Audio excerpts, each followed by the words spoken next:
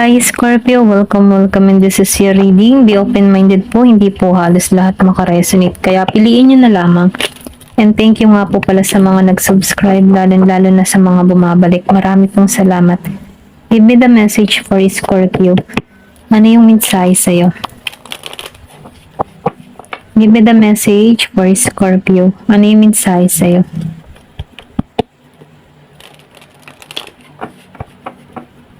Give me the message for Scorpio. Ano yung mensahe sa'yo?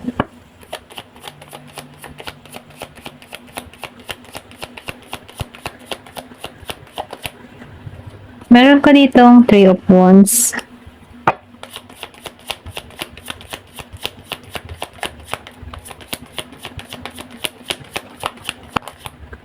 Meron ditong Ten of Cups.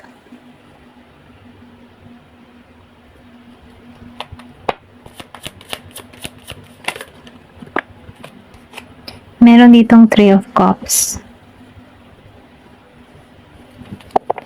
Nakikita ko dito, no? Meron ditong pag-iintay or pwedeng sabihin, no? Meron ka na ditong ginagawa. Meron kang, kung ikaw may nasa LDR situation, nag-iintay ka dito. Pero nafe-feel ko dito yung union is coming. Kumaga, merong pagkikitang muli dito sa Ten of Cups. Pwedeng malayo kayo ng karelasyon mo, okay? Nasa ibang bansa, merong pag-uwi. Ito rin nafe-feel ko.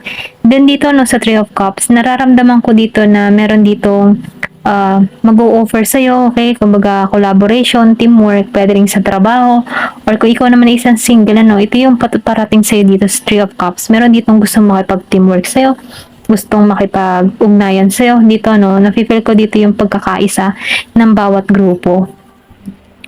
Then, nakikita ko dito yung tagumpay sa connection, okay? Meron ditong masayang magaganap, pangyayari. And then, nafe-feel ko dito yung happy ending. Merong pag-asa, okay? Kung ikaw man isang single, meron ditong ipagkakalob sa'yo dito na relasyon na kung saan magiging kang masaya, tagumpay, at punong-puno ng pag-asa. Ito lang yung nakikita ko. Meron ka din ditong kahilingan na matutupad dito sa Three of Cups, okay? Meron kayong mabubuo na magandang plano or pwede rin sabihin na meron ditong business proposal sa'yo, okay? Merong alok. Then dito no sa Four of Cups, yung iba naman sa inyo, nafe-feel ko dito yung pagkalumbay. Kumbaga, maybe medyo matumal ngayon ang benta mo kung ikaw man ay isang tindera, no? Or pwede rin sabihin na meron ka ditong iniintay na kung saan hindi pa nag-o-offer para sa'yo. Okay, ito lang nakikita ko. Pero ganun pa man ano, sinasabihan ka dito. Kung ikaw man ay nag-iisip dito, kasi nakikitaan ko dito yung lungkot na nadarama mo. Huwag ka mag-alala dahil meron ditong ipagkakalob sa'yo. Kung ano yung nais ng puso mo, na meron ditong solid foundation at may pag-asa dito. Nakikitaan ko rin dito, ano, matatapos na tong kalungkutan na nadarama mo dahil lumabas si Ten of Cups. Kung ang problema mo dito ay pag-ibig, meron ditong parating sa buhay mo. Ito lang mensahe sa'yo.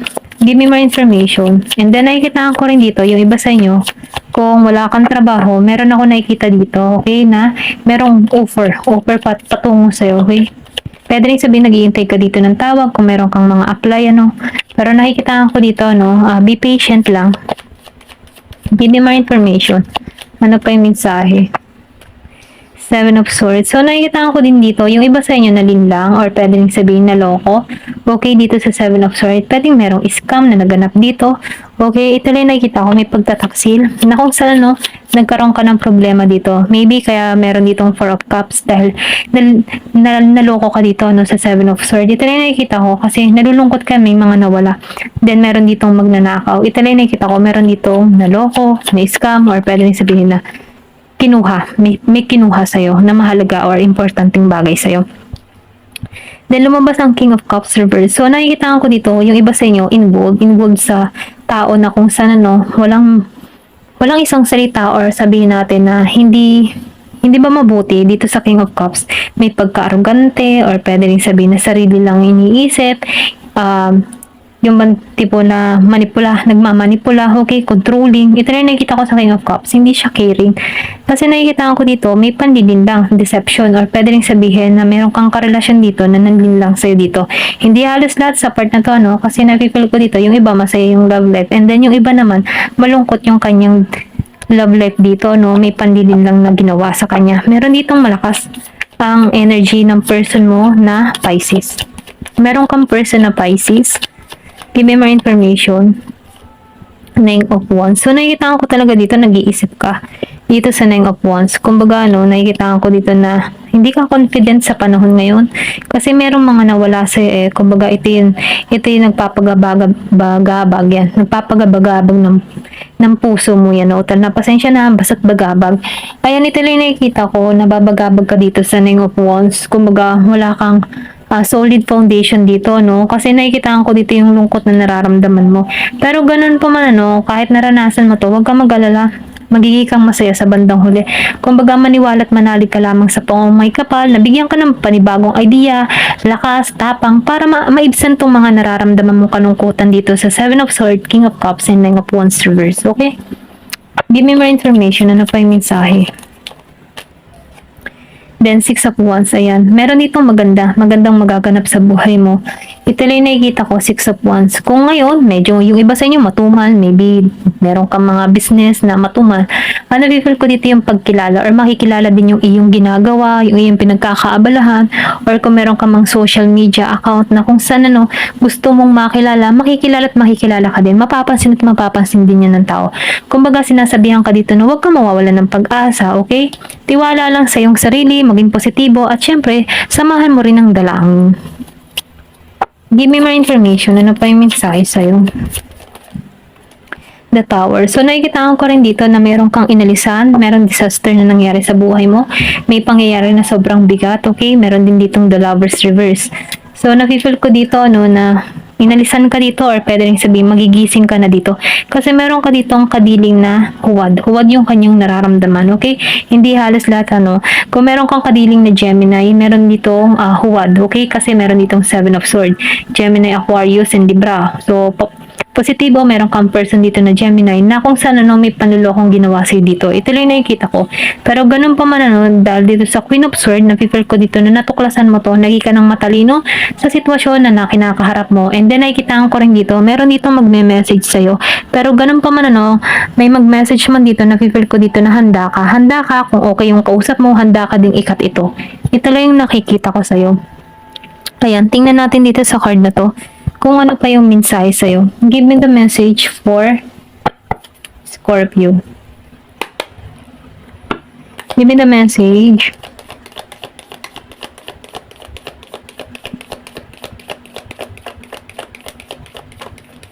So, meron ka ditong lightning. Nakikita ko dito, you control your anger. So, nafe-feel ko dito na kinokontrol mo na yung galit mo. Okay? Or pwede rin sabihin, meron ka ditong tao na kinokontrol niya yung galit niya sa'yo. Okay? Kasi sa bandang huli, siya din yung hihingi ng tawad sa'yo. Okay? Ito lang nafe-feel ko, yung bang tipo na gagawa ng gulo, pero once na magaling yung kanyang kaaway dito, siya din yung magsusorry sa bandang huli. Ito lang nafe-feel ko.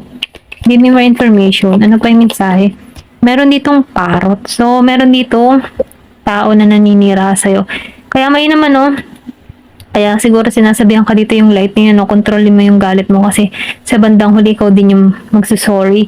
So, may naman, kontrolin mo na yung galit. Kung halimbawa, itong tao na to ay walang mga kakwento-kwento yung mga sinasabi, may naman, huwag mo na lang pagtuunan ng pansin kasi meron ditong tao ng chichismis sa'yo.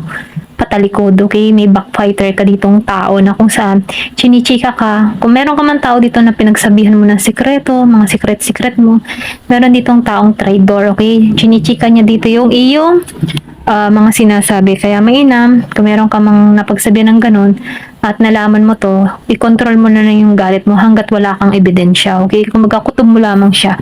Pero ganun pa man, mainam na mag-observe ka na lang muna, okay? Give me more information. Ano pa yung mensahe?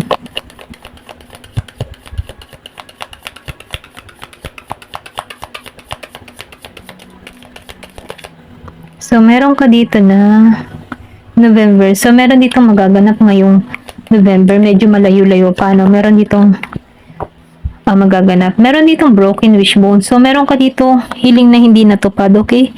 Maybe, nangyari na to last November, meron kang kahilingan na hindi natupad dito, okay? Pero ganun pa man, kung hindi man ito natupad ng November, pwedeng last November na nga yun, sinasabihan ka dito, o maybe hindi pa yung right time kung bakit hindi ito natupad sa'yo. Pero ganun pa man, huwag kang mawawalan ng pag-asa. Kung hindi man ito natupad sa panahon ngayon or nung November, malay mo, ngayong taon na to, matupad na tong hinihiling mo, okay? Give me more information. Ano pa yung mensahe? Ayan. Meron dito na grasshopper. So, nakikita ko dito yung balanse. Magkakaroon ka ng balanse sa iyong sitwasyon. Kumbaga, nagiging ka ng maingat, okay, sa mga tinatrabaho mo, at maging sa pagsasalita mo, nagiging ka ng maingat dito. Ito lang yung nakikita ko. Then, candle, ano. So, nakikita ko dito, ipapakita sa iyo yung daan, pamamaraan ng mga dapat or mga hakbang na iyong gagawin, okay? Kung meron ka mga plano, ipapakita sa iyo, ipapaisip sa iyo, or pwedeng sabihin na bibigyan ka dito ng kutob, okay? Sundin mo yung intuition mo. So, meron ditong older woman. Pwede rin sabihin, ano, meron ditong magpayo sa iyo na may edad na babae, na kung saan, ano, siya yung nagbibigay ng advice sa iyo, ng kaliwanagan, ayan. Give me more information. So, July. Meron ding magaganap ngayong July. Yung iba sa inyo, ha? Give me more information. Ayan, tumalsik to. So, meron ditong yoke. Feeling nun. Feeling tied. So, yung iba sa inyo, nakakaramdam na yung parang tipo na namamagod or parang ang hirap-hirap na sitwasyon. Pero ganun pa man, no? Huwag kang yung ba tipong huwag kang pagsuko, ayun, huwag kang panghinaan ng loob, ayan. Huwag kang panghinaan ng loob. Maybe sinusubo ka lang ngayong panahon ito, pero darating at darating din yung blessing patungo sa'yo, okay? Huwag kang mawawalan ng pag-asa. So, new home. So, meron ditong paglipat ng ibang lugar or makakabili ka ng bahay. Ito yung ipagkakalob sa'yo, okay? Meron ditong makakabili ng bahay. Give me more information. Maybe plano mo na to, matagal na. Okay, maybe balak mo to noong November pero hindi natupad. Pwedeng maganap to ngayong July. Yan. Meron ditong eagle. So, tagumpay ka sa huli. Ito yung mensahe sa'yo. Ma-overcome mo lahat ng obstacle na kinakarap mo. Tagumpay ka. Okay? Ito lang yung mensahe sa'yo. Thank you for watching and love and peace.